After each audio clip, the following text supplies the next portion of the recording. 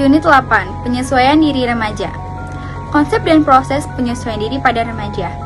Hasil pendidikan seorang individu terletak pada sejauh mana hal yang telah dipelajari berdasarkan pengalaman yang didapat di sekolah dan di luar sekolah. Ia memiliki sejumlah pengetahuan, kecakapan, minat, dan sikap. Seorang tidak dilahirkan dalam keadaan telah mampu menyesuaikan diri atau tidak mampu menyesuaikan diri. Kondisi fisik, mental, dan emosionalnya dipengaruhi dan diarahkan oleh faktor-faktor lingkungan. Pengertian penyesuaian diri. Penyesuaian diri dibagi menjadi 3. Yang pertama, penyesuaian diri berarti adaptasi. Yang kedua, penyesuaian diri berarti konformitas. Yang ketiga, penyesuaian diri berarti penguasaan. Dengan demikian, dapat disimpulkan bahwa penyesuaian adalah usaha manusia untuk mencapai keharmonisan pada diri sendiri dan pada lingkungannya. Karakteristik penyesuaian diri. Tidak selamanya individu berhasil dalam melakukan penyesuaian diri, karena kadang-kadang ada rintangan-rintangan tertentu yang menyebabkan tidak berhasil melakukan penyesuaian diri. Berikut ini akan ditinjau karakteristik penyesuaian diri yang positif dan penyesuaian diri yang salah. A. Penyesuaian diri secara positif. Mereka yang tergolong mampu melakukan penyesuaian diri secara positif ditandai dengan hal-hal sebagai berikut. 1. Tidak menunjukkan adanya ketegangan emosional. 2. Tidak menunjukkan adanya mekanisme-mekanisme psikologis. 3. Tidak menunjukkan adanya frustasi pribadi. 4. Memiliki pertimbangan rasional dan pengarahan diri. 5. Mampu dalam belajar. 6. Menghargai pengalaman. Dan 7. Bersikap realistik dan objektif. Dalam melakukan penyesuaian diri secara positif, individu juga akan melakukan dalam berbagai bentuk. Antara lain, 1. Penyesuaian dengan menghadapi masalah secara langsung. Dalam situasi ini, individu secara langsung menghadapi masalahnya dengan segala akibat-akibatnya. Dia melakukan segala tindakan sesuai dengan masalah yang dihadapinya. 2. Penyesuaian dengan melakukan eksplorasi atau penjelajahan. Dalam situasi ini, individu mencari berbagai bahan pengalaman untuk dapat menghadapi dan memecahkan masalahnya. 3. Penyesuaian dengan trial and error atau coba-coba. Dalam cara ini, individu melakukan suatu tindakan coba-coba dalam arti kalau menguntungkan diteruskan dan kalau gagal tidak diteruskan. 4. Penyesuaian dengan substitusi atau mencari pengganti. Jika individu merasa gagal dalam menghadapi masalah, maka ia dapat memperoleh penyesuaian dengan jalan mencari pengganti. 5. Penyesuaian diri dengan menggali kemampuan diri. Dalam hal ini, individu mencoba menggali kemampuan-kemampuan khusus di dalam dirinya, kemudian dikembangkan sehingga dapat membantu penyesuaian diri. 6. Penyesuaian dengan belajar. Dengan belajar, individu akan banyak memperoleh pengetahuan dalam keterampilan yang dapat membantu menyesuaikan diri. Kemudian ketujuh, penyesuaian dengan inhibisi dan pengendalian diri. Penyesuaian diri akan lebih berhasil jika disertai dengan kemampuan memilih tindakan yang tepat dan pengendalian diri secara tepat pula. Dalam situasi ini, individu berusaha memilih tindakan mana yang harus dilakukan dan tindakan mana yang tidak perlu dilakukan. Dan yang terakhir adalah penyesuaian dengan perencanaan yang cermat. Dalam situasi ini, tindakan yang dilakukan merupakan keputusan yang diambil berdasarkan perencanaan yang cermat. Keputusan diambil setelah dipertimbangkan dari berbagai segi, antara lain segi untung dan ruginya. Selanjutnya saya akan menjelaskan tentang penyesuaian diri yang salah. Kegagalan dalam melakukan penyesuaian diri secara positif dapat mengakibatkan individu melakukan penyesuaian yang salah. Ada 3 bentuk reaksi dalam penyesuaian yang salah, yaitu yang pertama reaksi bertahan, yang kedua ada reaksi menyerang, yang terakhir ada reaksi melarikan diri. Yang pertama yaitu individu berusaha untuk mempertahankan dirinya seolah-olah tidak menghadapi kegagalan. Yang kedua ada reaksi menyerang. Orang yang mempunyai penyesuaian diri yang salah menunjukkan tingkah laku yang bersifat menyerang dan untuk menutupi kegagalannya. Dan ia tidak mau untuk mengakui kesalahan dia. Yang ketiga ada reaksi melarikan diri atau escape reaction. Dalam reaksi ini orang yang mempunyai penyesuaian diri yang salah akan melarikan diri dari situasi yang menimbulkan kegagalannya. Reaksinya tampak dalam tingkah laku sebagai berikut. Berfantasi yaitu memuaskan keinginan yang tidak tercapai dalam bentuk angan-angan, banyak tidur, minum minuman keras, bunuh diri, menjadi pecandu ganja, narkotika, dan regresi, yaitu kembali kepada tingkah laku yang semodel dengan tingkat perkembangan yang lebih awal, dan lain-lain. Keempat, masyarakat. Keadaan lingkungan masyarakat di mana individu berada merupakan audisi yang menentukan proses dan pola-pola penyesuaian diri.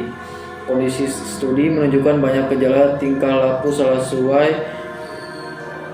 bersumber dari keadaan masyarakat. Pergaulan yang salah di kalangan remaja dapat mempengaruhi pola-pola penyesuaian dirinya.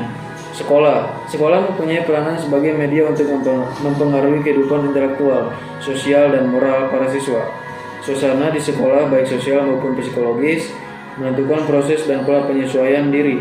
Di samping itu, hasil pendidikan yang diterima anak di sekolah akan merupakan bekal bagi proses penyesuaian diri masyarakat, kultural, dan agama sebagai penentu penyesuaian diri. Bab 2. Permasalahan-permasalahan penyesuaian diri remaja.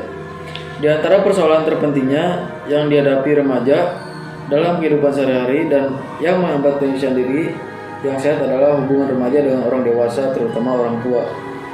Tingkat penyesuaian diri dan pertumbuhan remaja sangat tergantung pada sikap orang tua dan suasana psikologis dan sosial dalam keluarga. Contoh, sikap orang tua yang menolak. Penolakan orang tua terhadap anaknya dapat dibagi menjadi dua macam. Pertama, penolakan mungkin merupakan penolakan tetap sejak awal, di mana orang tua merasa tidak sayang kepada anaknya karena berbagai sebab mereka tidak menghendaki kehadirannya. Menurut Baldwin yang dikutip oleh Zakia Darajat tahun 1983, bapak yang menolak anaknya berusaha menundukkan anaknya dengan kaidah-kaidah kekerasan.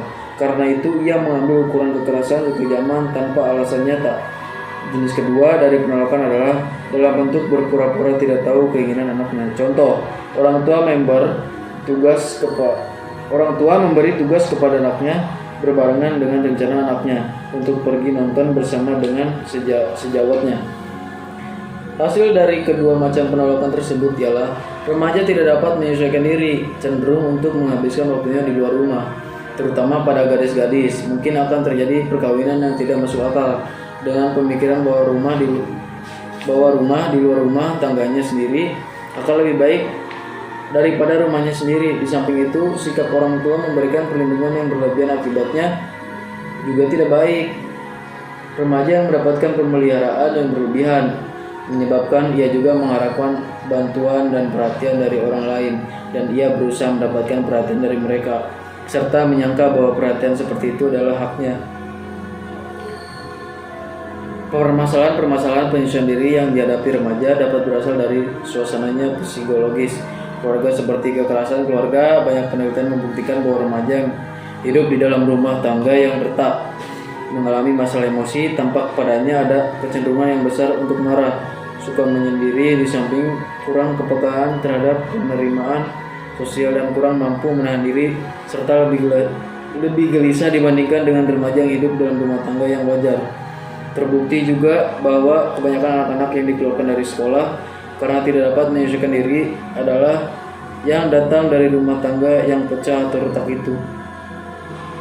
Perbedaan perlakuan antara laki-laki dan anak perempuan akan mempengaruhi hubungan antara mereka, sehingga menimbulkan rasa iri hati dalam jiwa anak perempuan terhadap saudaranya yang laki-laki. Keadaan ini akan menghambat proses penyesuaian diri anak perempuan.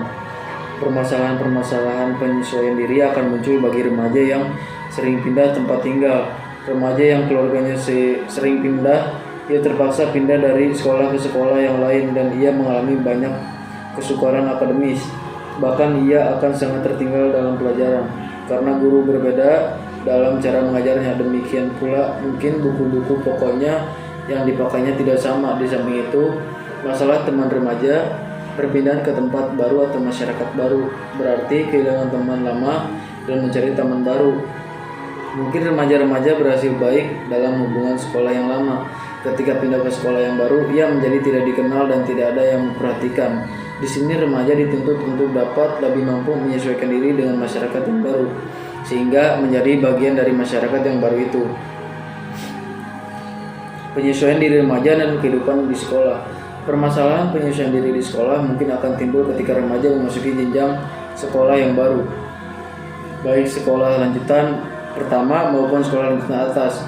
Mereka mungkin mengalami permasalahan penyesuaian diri dengan guru-guru, teman, dan mata pelajaran. Sebagai akibat antara lain prestasi belajar menjadi menurun dibanding dengan prestasi sekolah sebelumnya. Persoalan umum yang seringkali dihadapi remaja antara lain memilih sekolah. Jika kita mengharapkan remaja mempunyai penyesuaian diri yang baik, sebagainya kita tidak mendikte mereka agar memilih jenis sekolah tertentu sesuai keinginan kita. Orang tua atau pendidik hendaknya mengarahkan pilihan sekolah sesuai dengan kemampuan, bakat, dan sifat-sifat pribadinya.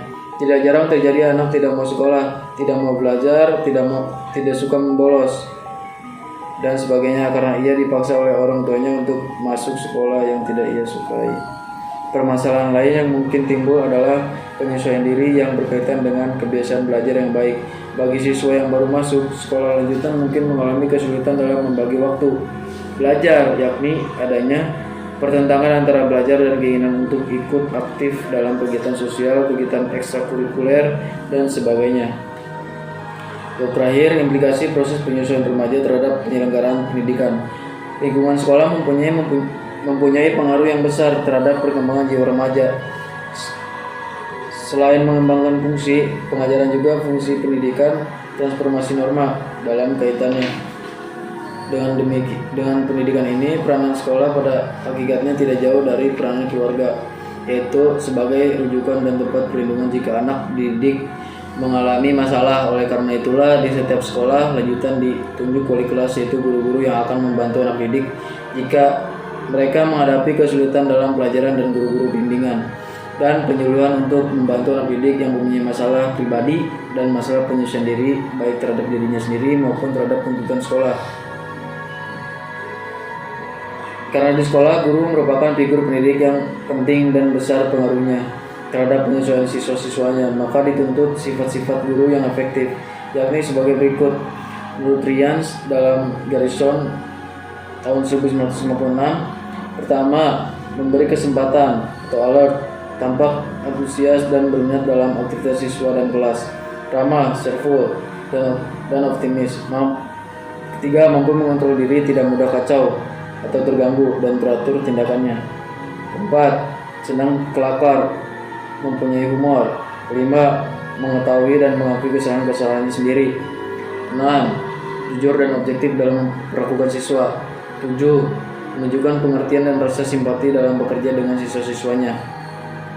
Jika para guru bekerja sama dengan seluruh staf di sekolah dapat melaksanakan tugasnya dengan baik, maka anak-anak didik di sekolah itu yang berada dalam usia remaja akan cenderung berkurang kemungkinannya untuk mengalami permasalahan-permasalahan penyesuaian diri atau terlibat dalam masalah yang bisa menyebabkan perilaku yang menyimpang.